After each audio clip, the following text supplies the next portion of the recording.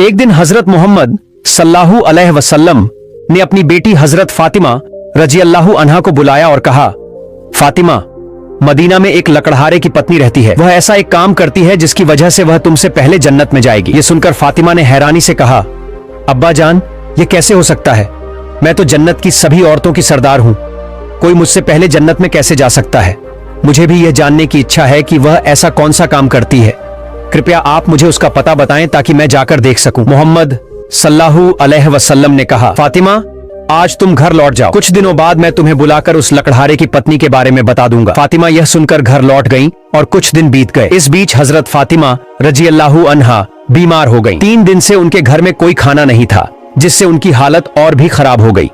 उनके पति हजरत अली रजी अल्लाहु अन्हु के पास भी इतने पैसे नहीं थे कि वह खाना खरीद सकें। 3 दिन के बाद हजरत फातिमा ने हजरत अली से कहा, प्यारे शौहर, आपको याद होगा कि अब्बा जान ने हमारी शादी के वक्त यह कपड़ा मुझे तोहफे में दिया था। यह एक बरकत वाला कपड़ा है। मेरा दिल नहीं चाहता कि इसे बेचूं, लेकिन घर में खाने को कुछ भी नहीं है, इसलिए आप इस कपड़े को बाजार में बेचकर खाना ले आइए। हजरत अली कपड़े को लेकर बाजार चले गए। उन्होंने कई लोगों को कपड़ा दिखाया, लेकिन क्योंकि कपड़ा पुराना था, कोई भी उसे खरीदने में दिलचस्पी नहीं दिखा रहा था। इससे हजरत अली बहुत परेशान हो गए। उन्होंने अल्लाह से दुआ की, या रब्बुल आलमीन, मेरी पत्नी और बच्चे 3 दिन से भूखे हैं। यह कपड़ा पुराना है, इसलिए कोई इसे नहीं खरीद रहा।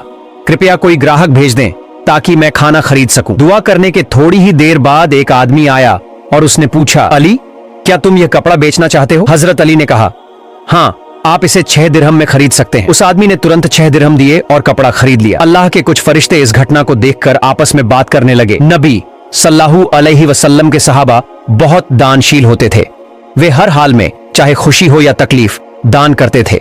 यह सुनकर दूसरी टीम के फरिश्तों ने कहा, यह सही है कि अल्लाह के नबी के सहाबा दान करते हैं, लेकिन वे केवल तब दान करते हैं जब उनके पास कुछ होता है। अगर उन्हें खुद उस चीज की जरूरत हो तो वे उसे दान नहीं करते। इस विवाद को सुलझाने के लिए अल्लाह रब्बुल आलमीन ने कहा, मेरे फरिश्तों, आपस में विवाद मत करो। इस बात की परीक्षा के लिए हजरत अली के पास जाओ। उन्होंने 6 दिरहम में एक कपड़ा बेचा है और उन्हें इन 6 दिरहम की बहुत जरूरत है। अब जाकर उनसे वही 6 दिरहम मांगो और देखो कि क्या वह तुम्हें देते हैं या नहीं। इससे तुम्हारा विवाद सुलझ जाएगा। अल्लाह रब्बुल आलमीन के निर्देश के बाद एक फरिश्ता फकीर के वेश में हजरत अली रजी अल्लाहु अन्हु के पास पहुंचा। हजरत अली उस समय 6 दिरहम से खाना खरीदने जा रहे थे। तभी फकीर के वेश में वह फरिश्ता आया और कहने लगा, ऐ अल्लाह के बंदे, मैं कई दिनों से भूखा हूं। भूख के कारण मेरे शरीर में ताकत भी नहीं बची है।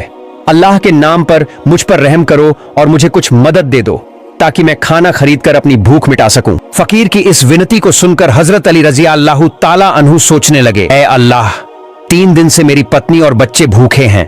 3 दिन बाद मेरी पत्नी फातिमा ने मुझे एक कपड़ा दिया ताकि उसे बेचकर मैं उनके लिए खाना खरीद लाऊं, लेकिन अब अल्लाह का एक असहाय बंदा मुझसे भीख मांग रहा है। अब मैं क्या करूं?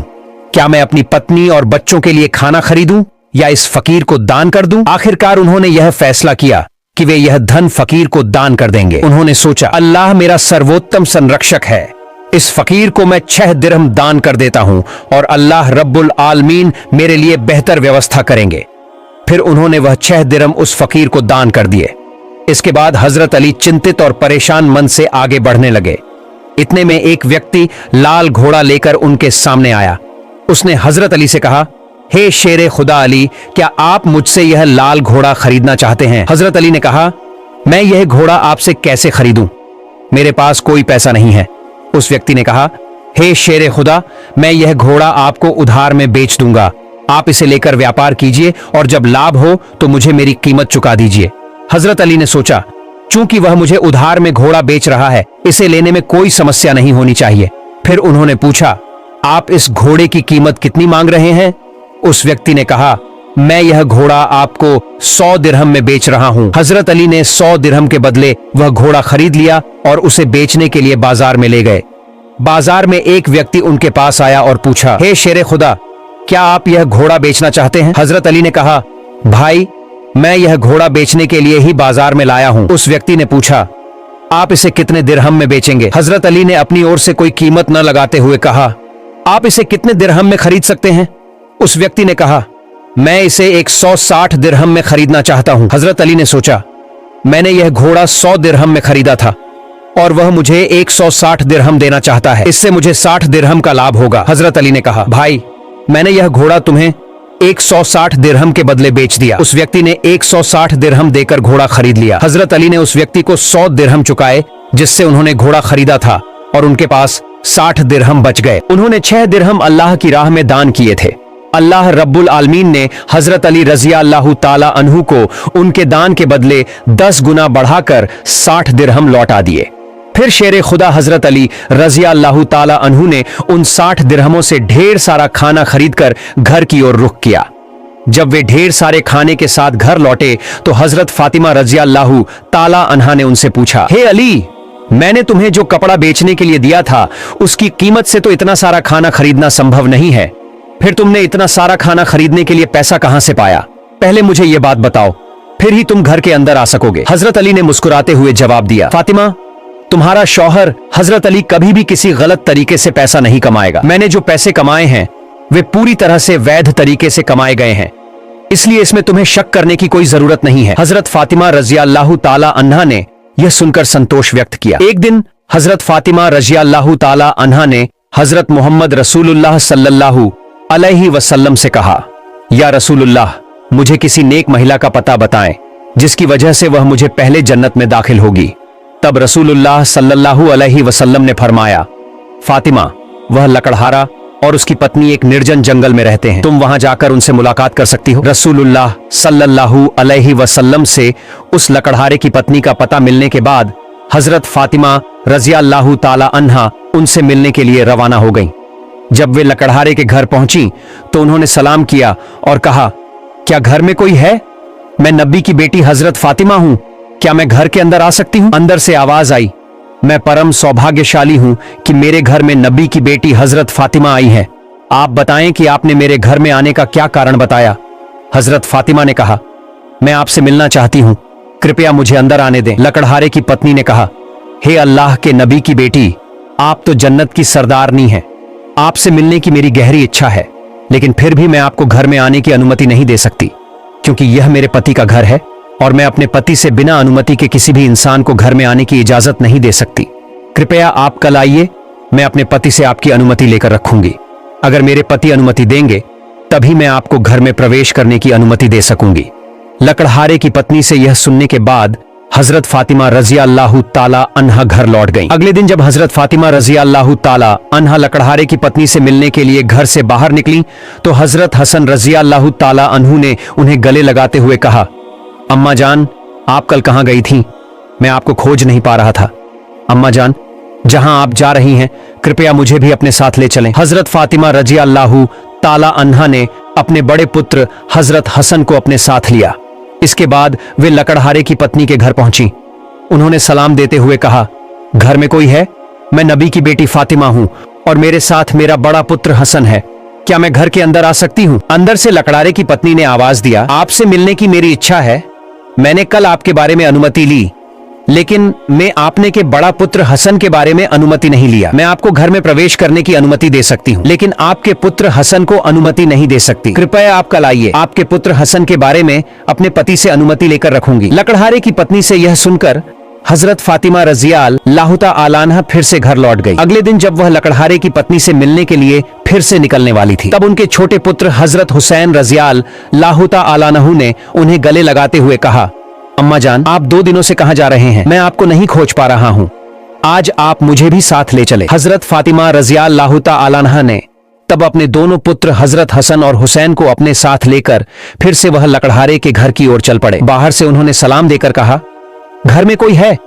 मैं नबी की बेटी फातिमा हूं और मेरे साथ मेरे दोनों पुत्र हसन और हुसैन हैं। लकड़हारे की पत्नी ने अंदर से आवाज दी, हे नबी की बेटी फातिमा, आपसे मिलने की इच्छा मेरे मन में है। कल मैंने आपके और आपके बड़े बेटे हसन के बारे में अपने पति से अनुमति ले ली थी, लेकिन आपके छोटे बेटे हुसैन के बारे में मैंने कोई अनुमति नहीं ली है।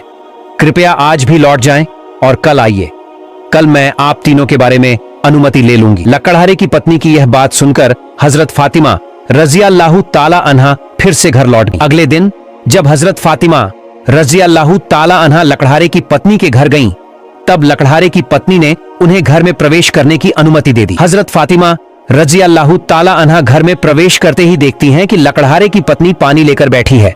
उन्होंने पूछा, हे बहन, तुम यहाँ पानी लेकर क्यों बैठी हो? लकड़हारे की पत्नी ने उत्तर दिया, मैं अपने पति के लिए तैयार रहती हूँ ताकि जैसे ही उन्हें पानी की आवश्यकता हो मैं तुरंत उन्हें दे सकूं। यही कारण है कि मैं पानी लेकर बैठी हूं। हजरत फातिमा रजी अल्लाह ताला अन्हा इस समर्पण को देखकर हैरान रह गईं। फिर वह कुछ नहीं बोली और नबी करीम सल्लल्लाहु अलैहि वसल्लम के पास लौट गईं।